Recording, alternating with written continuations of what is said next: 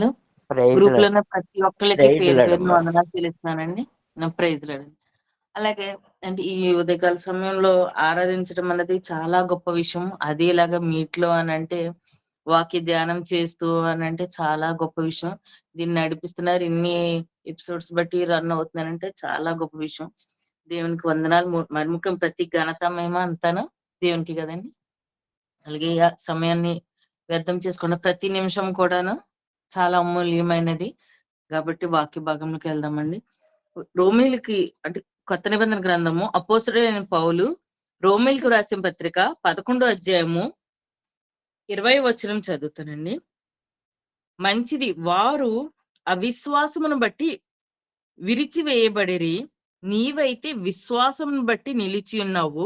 గర్వింపక భయపడుము అని ఉందండి. ఇందులో ఒక మధ్య భాగం నుంచి మనం చూసుకుంటే, విశ్వాసమును బట్టి నిలిచి ఉన్నావు, గర్వింపక భయపడమని.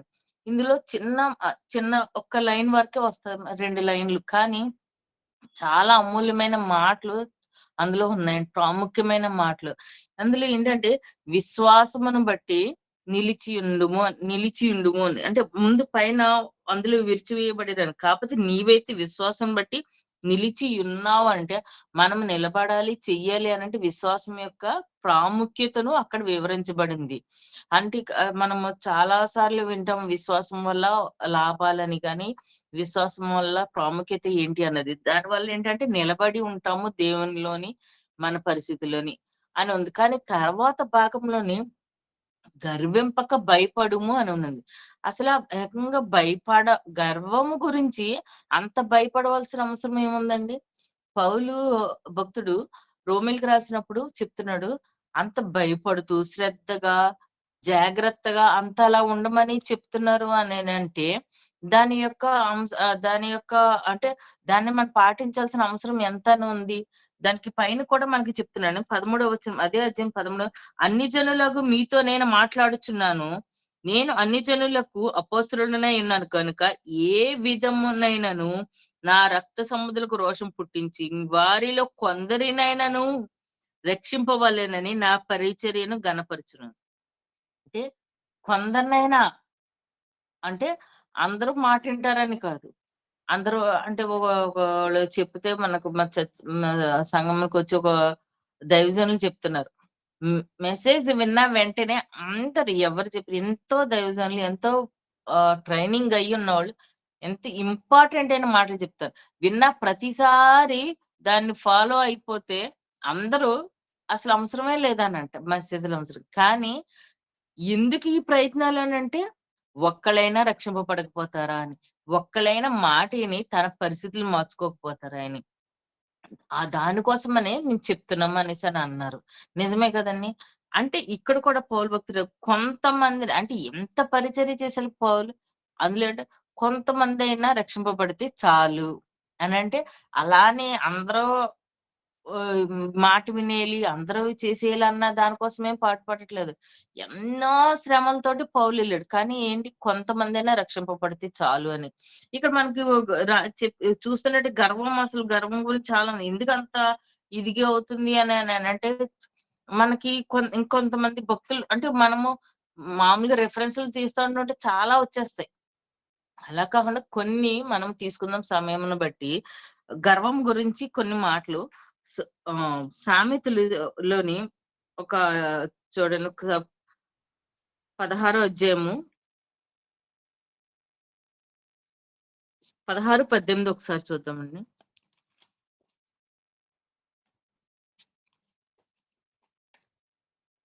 నాశనమునకు ముందు గర్వము నడుచును, పడిపోవుటకు ముందు అహంకారమైన మనసు నడుచునంట.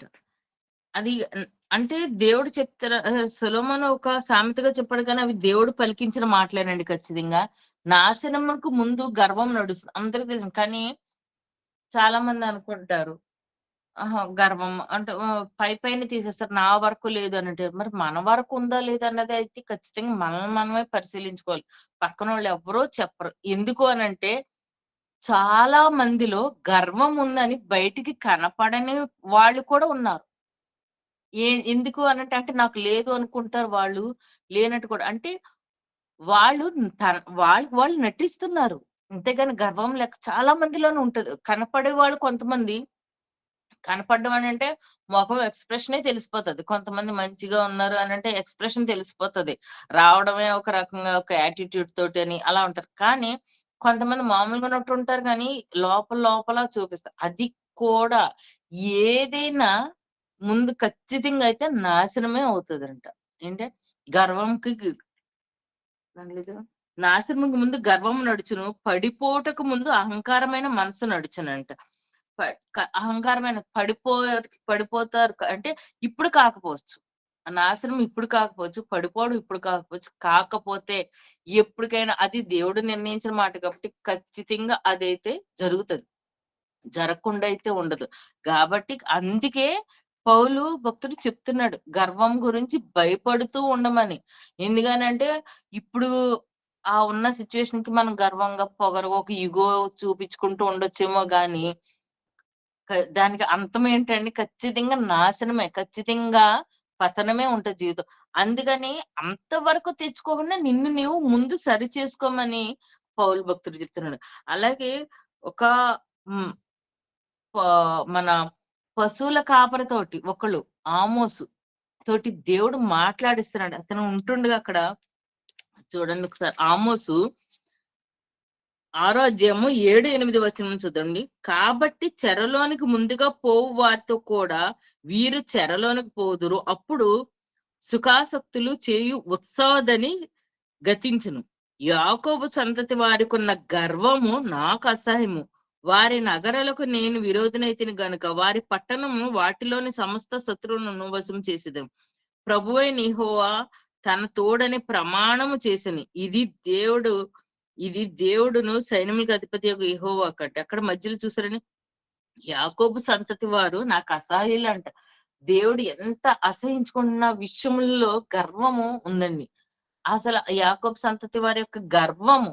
అంటే వాళ్ళు చేసే ఆ పని, ఈ పని అని కాదంట. వాళ్ళకున్నది ఏంటంటే అండి గర్వము. అసలు యాకోబు సంతతి వారిని వాళ్ళని ఐగుప్తు నుంచి తీసుకొచ్చి వాళ్ళని ఎంతో ప్రొటెక్ట్ చేసి ఎంతో చేశారు. కానీ అసలు వాళ్ళ పద్ధతులు, వాళ్ళ మనస్తత్వాలు అవన్నీ తీసుకుంటే తర్వాత దేవుడు వాళ్ళ గురించి ఎంతో అసహించుకున్నాడంట. అక్కడ మన ఆ ప్రయాణంలో కూడా ఐగుప్తు నుంచి వచ్చిన తర్వాత ప్రయాణంలో కూడా ఎన్ని సార్లు అసహించుకున్నాడు దేవుడు. ఆ మాంసం తింటున్నప్పుడైతే, ఆ తింటున్న పద్ధతిని చూసి కూడా చాలా అసహించుకున్నాడట. ఛీ! ఇది ఇంత ప్రజలు ఈట్లి కోసమా? అమూల్యమైనది వదిలిపెట్టి చిన్న ఇలాంటి వాటిల కోసం. అంత ప్లస్ ఆళ్ళ గర్వమైన మనస్సును చూసారా? దాన్ని చూసి దేవుడు అసలు దేవుడు నేను అసహించుకుంటున్నాను అనంటే అది ఎంత భయంకరమైన విషయం అండి. కదా! అది మామూలు విషయం కాదు. తను ఏదో చిన్న కోపం కూడా కాదు. అసహించుకుంటున్నారంటే దాని కన్నా మించిన ఉగ్రత ఇంకొకటుండదు. దానికన్నా శత్రు అక్కడున్న శాపం చూసారు కదా! శత్రువులకి అప్పచెప్పేస్తుంది. శత్రువులకి అప్పచెప్తే అప్పుడు పరిస్థితులు ఎలా ఉంటాయో మనకు తెలిసిందే కదా! అంటే మన మన పరిస్థితులు మన ఆధీనంలో ఉండవు. మనం అనుకుంటాం గర్వంగా ఉన్నాం. ఇప్పుడు నాకు డబ్బుందని గర్వమో, అందం ఉందని గర్వమో, పాట పాడగలిగే మంచి స్వరమును దేవుడిచ్చాడని గర్వమో, ఆ! మంచిగా ఇప్పుడేదైనా చర్చ్‌లో వాక్యం చెప్తుంటే గబగబా రిఫరెన్స్‌లు తీసేస్తారు. కొంతమంది రిఫరెన్స్‌లు తీసి దాన్ని బట్టి కూడా కానీ తీసినంత అతిశయించడం వేరు. అబ్బా! దేవుడు నాకు ఇచ్చిన అవకాశం అని అంటే ఇప్పుడు అసలు గర్వించనే విషయంలలో మనము సంతోషించాలి. దేవుడు ఇంత అవకాశాలు ఇస్తున్నాడు అని దేవునికి కృతజ్ఞత కలిగి ఆనందించాలి. కానీ అదేం చేస్తానంటే నాకు ఈ టాలెంట్, ఈ తలాంతు ఉంది అనే గర్వము. దానికి దీనికి చాలా చిన్నదని ఇచ్చిన దాని గురించే 2 సంతోషమే. ఆళ్ళకి 2 సంతోషమే. గర్వం అంటే ఆళ్ళకాళ్ళు సంతోషిస్తున్నారు. కానీ అది గర్వపడవలసిన విషయమా? దేవుని స్తుతించాల్సిన విషయమా? అదొక చిన్న లైనండి. దాన్ని దాటి ఇటొచ్చారా నాశనమే ఉంటది. పతనమే ఉంటది. అదే విషయము లైన్‌కి ఇటువైపున్నారా దేవుడు గొప్ప ఘనతను, గొప్ప ఆధిక్యతను, గొప్ప కృపను, గొప్ప కరుణను, గొప్ప ఆహ్, ఆ తలాంతులు ఇంకా, ఇంకా ఇచ్చే గొప్ప దేవుడు గాబట్టి, దాన్ని బట్టి మనం సంతోషించాల్సింది. అంతేగాని చాలా మంది అది అక్కడితోటి నాకుందనే ఆ గర్వము, అది ఖచ్చితంగా దేవుని సన్నిధిలో అయితే మరీ వదిలిపెట్టుకొనే అన్నీ ఆ గుమ్మము బయటే వదిలిపెట్టి లోపలికి రావాలి. ఎందుకంటే లోపలికొచ్చి మళ్ళీ బయటకొచ్చి అలా ఉండమని కాదు. లోపలికొచ్చి ఒక్కసారి మనల్ని దేవునికి సమర్పించుకున్నామా, ఆ గర్వం అనేది పక్కన పెట్టి వెళ్ళామనంటే ఖచ్చితంగా దేవుడు మనల్ని ఆశీర్వదిస్తాడు. బయటకొచ్చినా కూడా అది మనలోకి రాకుండా ఉండమని మనకు తెలియపోవచ్చు. వచ్చేస్తున్న గర్వం అనుకుంటే ప్రభువునడిగితే ఖచ్చితంగా ఎలాగ జాగ్రత్త పడాలన్నది కూడా దేవుడు మనకు అప్పచెప్తాడు. అంటే దానివల్ల ఎంత ఈ నాశనమైన మనం ఇప్పుడు సమాజంలో చాలా మందిని కూడా చూస్తాం. అలాగే పరిశుద్ధ గ్రంథంలో కొంతమందిని మనం ఇప్పుడు కొద్దిగా ధ్యానం చేసుకుందామండి. యెషయా గ్రంథము 14 అధ్యాయము 12-15 వరకు ఒకసారి చూద్దామండి. తేజో నక్షత్రమా, వేకువ చుక్క, నీవెట్ల ఆకాశం నుండి పడితివి? జనములను పడగొట్టి నీవు నేల మట్టు వరకు ఎట్లు నరకబడితివి? అని అక్కడని, నేను ఆకాశమునకెక్కెదపోయేదను. దేవుని నక్షత్రములకు పైగా నా సింహాసనం ఇచ్చింతును. తూర్పు దిక్కునున్న సభా పర్వతం మీద కూర్చుందును. మేఘమండలం మీదకెక్కెదను. మహోన్నతుని నన్ను సమానంగా చేసుకొందునని నీవు మనసులో అనుకుంటివి కదా! నీవు పాతాళమునకు నరకములో ఒక మూలకు త్రోయబడితివి అని. అంటే ముందు ఎంత గొప్ప తేజో నక్షత్రం అసలు నువ్వు ఎంత గొప్పవాడు. అసలు నీకేమైంది అని తర్వాత చెప్తున్నాను. ఏమీ లేదు. అక్కడ మనసులోని అది కూడా బయట అనలేదు. పక్కన ఉన్న వాళ్ళతోటి అనలేదు. ఏమనలేదు. మనస్సులో అక్కడ ఖచ్చితంగా ఉందండి. 14 వచనము చివరి భాగంలో ఉంటది. నీవు మనసులో అనుకుంటివి కదా! అంటే నేను మనసులోనే అనుకున్నాను కదా! నేను బయటికి భక్తురాలుగా నటిస్తున్నాను కదా! బయటికి భక్తుడిగా నటిస్తున్నాను కదా! నాకు ఏమీ అవ్వదు. నాకెంత గర్వం ఉన్నా గాని బయటికైతే నేను చాలా ఎలా అంటే ఇలాగా తగ్గించుకున్నట్టు ఎంత శాంతంగా మాట్లాడుతున్నట్టున్నాం, లోపల కుళ్ళుకుంటున్నాము అన్ని అక్కర్లేదు. దేవుడికి మనసులోంచి అంటే మన హృదయ ఆలోచనలు ఎరిగిన దేవుడు కదా! ఆ మాత్రం తెలియకుండా ఉండదు కదా దేవుడికి. మనస్సులో అక్కడ అసల దేవుని పక్కన ఉన్నటువంటి దేవునితో పాటుగా అంటే ఒక్క అడుగు మట్టుకి కిందున్నటువంటి వ్యక్తి ఎక్కడికెళ్ళిపోయేటటండి దేవుని ఉన్న సింహాసనం కన్నా ఒక్కటే అడుగు కిందకున్నాడు. కానీ అబ్బా! ఇంతమందిలో నాకొక్కడికి ఇంత గొప్ప ఘనతొచ్చిందని సంతోషించుంటే మంచిగానే ఉండేది. కానీ ఎక్కడికెళ్ళిపోయేటటండి పాతాళం కంటే ఏమీ లేదు. నేను ఆకాశంకెక్కిపోయి ఉన్న స్థానం సరిపోవట్లేదు. దేవుడిచ్చిన స్థానం సరిపోలేదు. నేనింకా ఆకాశంకెక్కిపోయేదును. దేవుని నక్షత్రం పైగా నా సింహాసనమే ఇచ్చింతును. తూర్పు దిక్కునున్న సభా పర్వతం మీద కూర్చుందును. మేఘమండలం మీదకెక్కెదను. మహోన్నతునితో నన్ను సమానంగా అంటే దేవుడితోటి నేను ఇంక ఈక్వల్. ఏమైపోయాను వెంటనే పాతాళానికి పడిపోయాడు. అది ఒక్క మాట మనస్సులో అనుకుంటే, మనము మనస్సుల్లో విషయములు కూడా జాగ్రత్త పడమని దేవుడు ఇందులో లేదు అనంటే, నక్షత్రం ఇలా అనుకుంది అని క్యాజువల్‌గా రాసి వదిలేసింది. కానీ, మనసులో అనుకుంటివి అని పర్టిక్యులర్‌గా మెన్షన్ చేశారు అనంటే, మనము మనసులో ఉన్నా కూడా అది దేవుడు పరిశీలించి, శోధించి దాని ప్రకారము మనకి ప్రతిఫలం ఇచ్చి గొప్ప దేవుడు. అది మనసులో మంచైనా అనుకోనివ్వండి, చెడైనా అనుకోండి. అది పరిశీలించి జవాబిచ్చే దేవుడు. అది మంచిదైతే దేవుడు ఉన్నత స్థానం తీసుకెళ్తాడు. లేదు అనంటే పాతాళంలో తీసుకెళ్తాడు. అంటే పాతాళం అంటే ఇప్పుడు మనల్ని తీసుకెళ్ళి ఎక్కడో భూమిలో పెడతాం కాదు. ఇప్పుడు చాలా మంది గర్వంతోటి ఉన్నవోళ్ళలోని ఎంత భయంకరమైన పరిస్థితిలో ఉంటున్నారంటే ఆహ్, అంటే ఉద్యోగంలో పోయి పిల్లల విషయంలోని చాలా అంటే ఇప్పుడున్న ప్రకారం కూడా మనం చూసుకుంటే చాలా చాలా బాధపడుతూ ఉంటాము. మరి ఇప్పుడు లూసిఫర్ చేసిన గర్వం అతనిదేంటండి?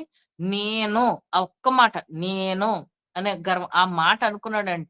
అంతే. అతనెక్కడికెళ్ళిపోయాడండి? పాతాళానికెళ్ళిపోయాడు. మనలో చాలా మందిని మనం ఒకసారి పరిశీలించుకోవాలి. ఎందుకంటే, మనలో ఉందేమో కూడా మనం పరిశీలించుకోవాలి. మన పరిస్థితి సరిగ్గా ఇదవ్వట్లేదా? ఏంది? ఏమైనా ఒకవేళ దేవుని పరీక్ష అయితే ఓకే. కానీ, మనల్ని మనం ఎప్పుడూ పరీక్షించుకుంటూనే ఉండాలి. అదే మనము చేయాల్సింది. ఇన్ని వాక్యాలు మనం ఎందుకు వింటున్నామనంటే, ఇన్ని ప్రార్థనల్లో మనం ఇన్ని మెడిసిలో ఉంటున్నాం, ఎన్ని సార్లు చర్చిలకి వెళ్తున్నాం, మన యూట్యూబ్‌లో అట్లా వింటున్నామనంటే, ఇంతగా మనల్ని మనం పరిశీలించుకొని మనము జాగ్రత్త పడడానికి మాత్రమే ఇది.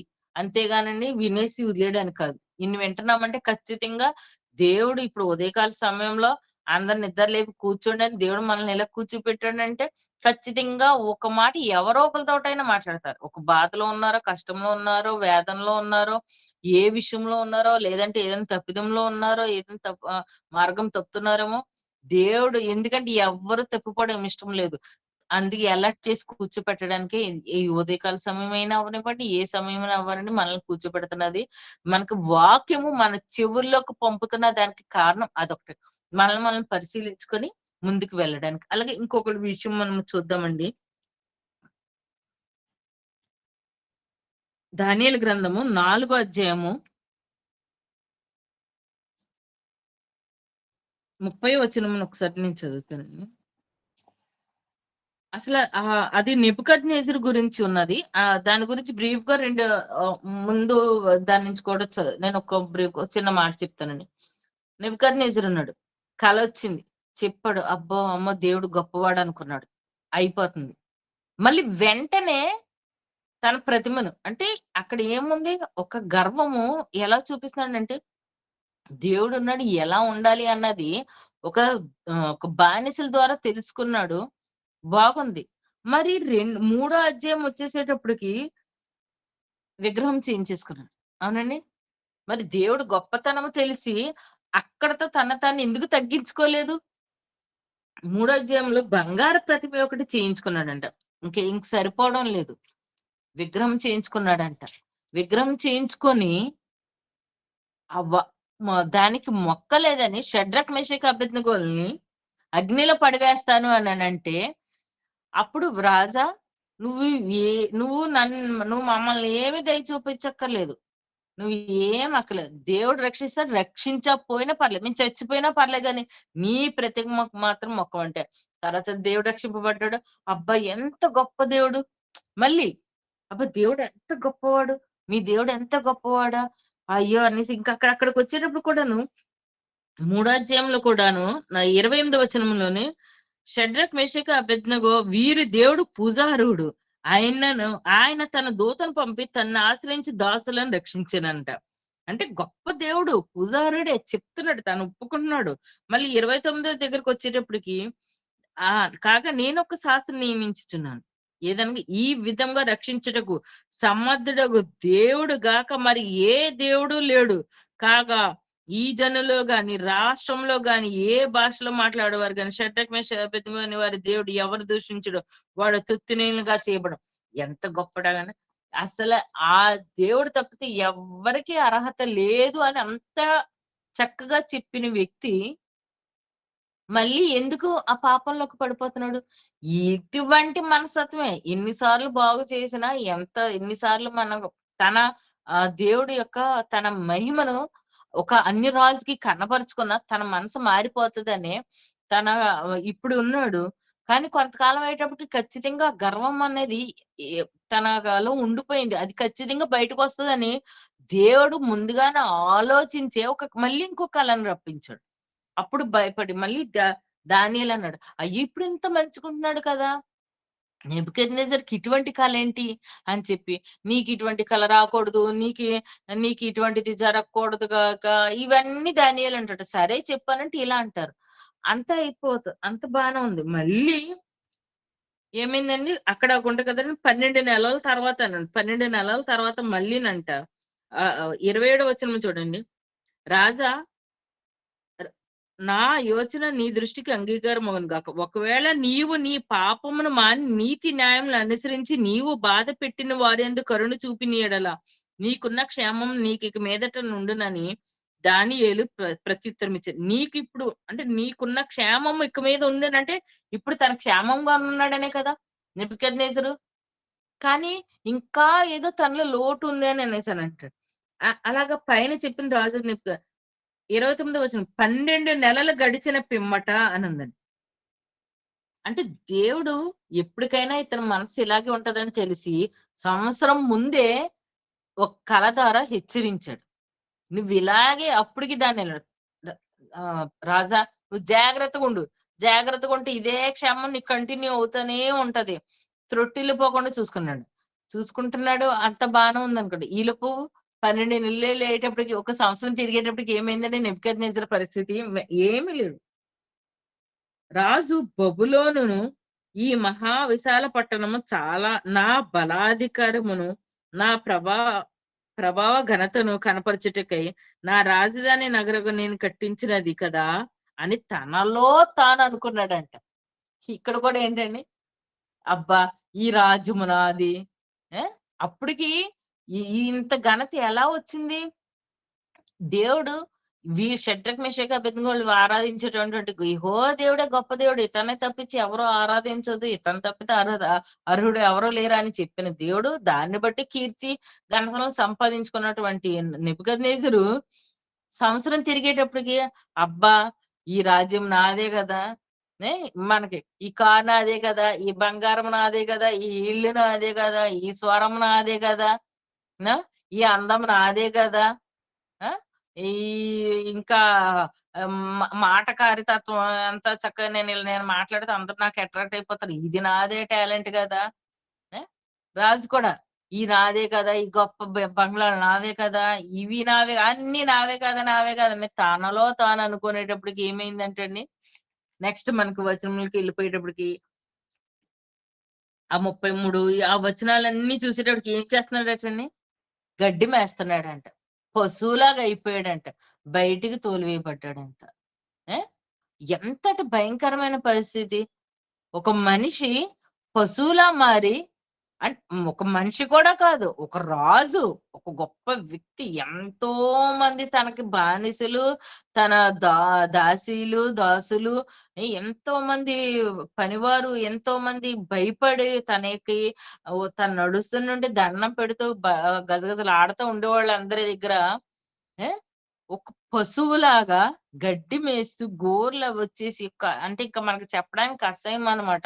అలాంటి పరిస్థితికి ఎళ్ళిపోయాడు. అది ఎంతటి దారుణమైన విషయం అండి. ఆ! ఏమీ లేదు. తనలో తాను అనుకున్నాడంతే.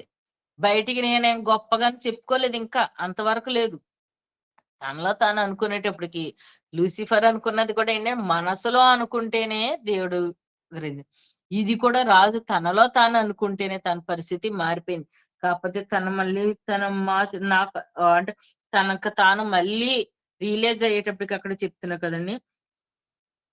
ఆ సమయమందు నా బుద్ధి మరలా నాకు వచ్చును. రాజ్య సంబంధి యొక్క ప్రభావము న న య 36 వచనం, 36, 37 వచనంలో తను రియలైజ్ అవుతున్నాడు. 37 వచనంకెళ్తే ఇలాగ నెబుకద్నెజరు నేను పరలోకపు రాజ్యం యొక్క కార్యములన్నీయు, సత్యములను, ఆయన మార్గములను, న్యాయములనయున్నవని గర్వంతో నటించు వారిని ఆయన అనపశక్తుడనియు, ఆయనను స్తుతించి కొనియాడుచు గనపరచు. అంటే చెప్పాడు కదా! గర్వంతో నటించువారు. అంటే రాజు చుట్టూ దానియేలు, షడ్రక్, మెషకులు ఈళ్ళుంటున్నారు కాబట్టి మామూలుగా ఉంటున్నాడు. అంటే నేనే యెహోవా గొప్ప దేవుడని చెప్పేసాడు కాబట్టి తను నార్మల్‌గా తను తగ్గించుకొనే ఉంటున్నట్టు చేస్తున్నాడు. కానీ ఇక్కడ తను ఒప్పుకుంటున్నాడు. గర్వంగా ఉండడం వేరు. గర్వంగా నటించడం వేరు. గర్వంగా నటిస్తున్నానని చెప్పేసుకున్నాడు. గర్వంతో నటించిన వారిని అంటే నటిస్తున్న తనను శిక్షించి మళ్ళీ రక్షించుకున్న గొప్ప దేవుడు. శిక్షించి వదిలిపెట్టేయలేదు. తనను తాను రియలైజ్ అయిన దాన్ని బట్టి మళ్ళీ రక్షించాడు.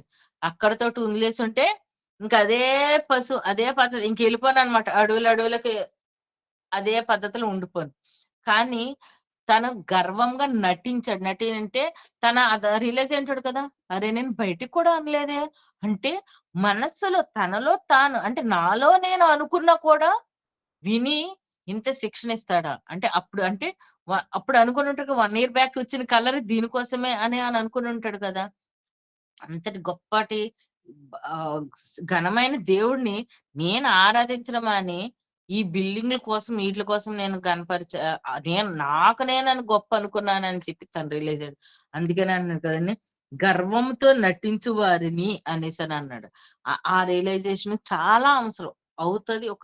బై మిస్టేక్ జరగొచ్చు. మనం అనుకోవచ్చు. కానీ ఏదైనా రిలీజ్ అవ్వడంలో ఉంటది.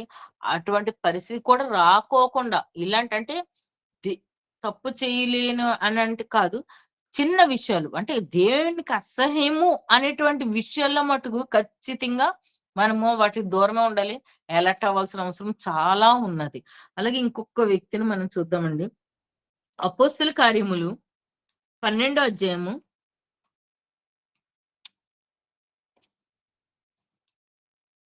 21-23 వచనం చూద్దామండి. అక్కడ హేరోదు రాజు గురించి అని ఉన్నది తెలియబడింది. నియమింపబడిన దినములందు హేరోదు రాజు వస్త్రములు ధరించుకొని న్యాయపీఠం మీద కూర్చుండి వారి ఎదుట ఉపన్యాసము చేయగా జనులు ఇవి దేవుని స్వరమే గాని మానవ స్వరం కాదని కేకలు వేసిరంట.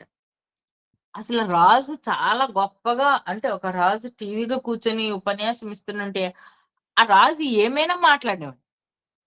ఇంకా ప్రజలారా మీరు ఇలా అనేలా అబ్బా రాజా నువ్వు మాట్లాడుతుంటే అయ్య బాబోయ్ దేవుడు దిగిపోయాడే. దేవుడు మాట్లాడుతున్నట్టుంది. నువ్వు మాట్లాడుతున్నావా? దేవుడు మాట్లాడుతున్నాడా? అని మాట్లాడుతుంటే అనవసరమైన విషయాల్లో ఇదొకటండి పొగడ్తలు. ఆళ్ళకేమి అంటే హ్మ్. ఆటిల వల్ల మన గర్వం తెచ్చుకుంటే మనమే నష్టపోతాం. అబ్బా! మీరు సూపర్ అయ్య బాబోయ్! ఏం పాడుతున్నారండి. ఆహా! అంటే దేవుడు నాకిచ్చాడు అని అంతవరకు అనుకుంటే చాలు. ఇల్లు బావుందండి అంటే అబ్బా! భలే మీరు గాబట్టండి అవి నాది కాదండి. సర్వము ఘనత, మహిమ, ప్రభావం మొత్తం దేవునిదండి. దేవునిది గాడ్స్ గ్రేస్ అండి. నాకేం సంబంధం లేదు. దేవుడిచ్చాడు. అంతే. ఈ కారు బావుంది. మంచి కారు కొనుక్కున్నారండి. మీరు గాబట్టే. అవునండి. నేను గాబట్టండి అన్నానంటే మొదలైపోతది ఆ పతనం. వాళ్ళది ఏం లేదు. మన నుంచి ఏదోటి ఆశించో, లేదా టైమ్ పాస్‌కో, పని పాట లేని అనవసరమైన మనుషులు. అనవసరంగా పొగిడి అంటే నిజముగా అనంటే పర్లేదు.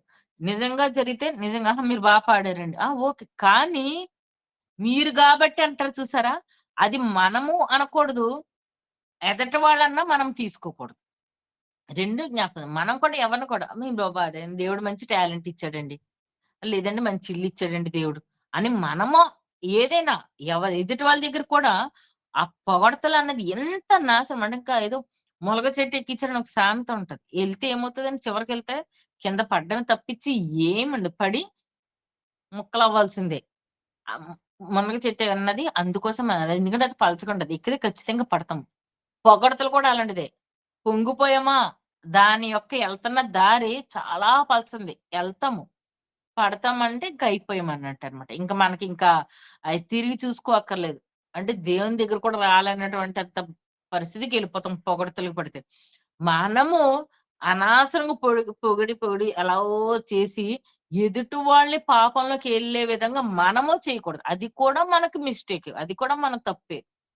ఎదుటి వాళ్ళన్నా కూడా ఒకవేళ అంటున్నారనుకోండి, మనం దేవుని యొక్క గొప్ప గురించి మాట్లాడాలి. లేదా మనల్ని ఆళ్ళంటుంటే ఒక్కోసారి ఏదైనా అంటుంటే వెంటనే ఏసు రక్తం ఒక్కోసారి గబుక్కున ఏదైనా అంటున్నా కూడా నా వరకయితేనంటే నీళ్ళు నవ్వేసి అబ్బే లేదండి దేవుని అని చెప్పేసి లోపల ఏసు రక్తం ఇది, ఏసు రక్తం ఇది అంటే నాకు భయము.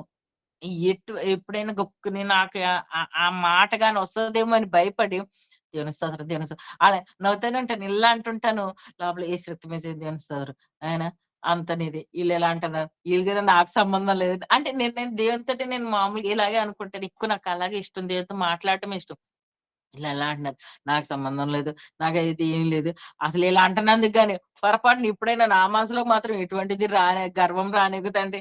యేసు రక్తం చేసిన ఆళ్ళతో నవ్వుతూ ఇలా అంటుంటారు కానీ లోపల యేసు రక్తం అలా ఎక్కువ అనుకుంటాను. దేవుని స్తోత్రం, దేవుని స్తోత్రం. మనం అంత అలర్ట్‌గా ఉండాలి. ఎవరు దేవునికి ఘనత అని చెప్పాలి గానీ, మనదంటే అవునండి. నేనండి. నేను గాబట్టి అంటే నేను చాలా కష్టపడ్డాను. నాదే అండి టాలెంట్ అండి. అస్సల వద్దు. ఆ టాలెంట్ దేవుడిచ్చింది.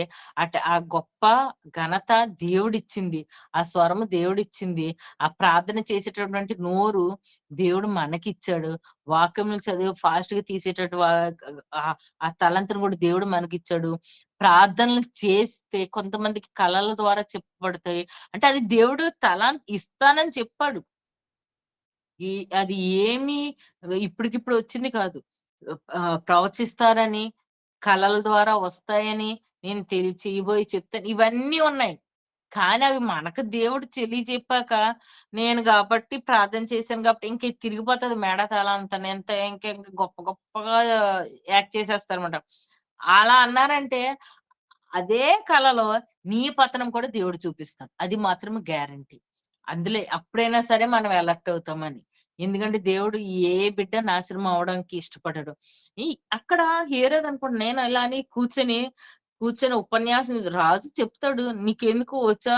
కావాలంటే మహా అయితే కొంత బంగారం ఇస్తాడని చెప్పేసి నువ్వు అనవసరం పొగిడి ఒక రాజు నిన్ను నాశనం చేసావు." ఏమైంది రాజు పరిస్థితి?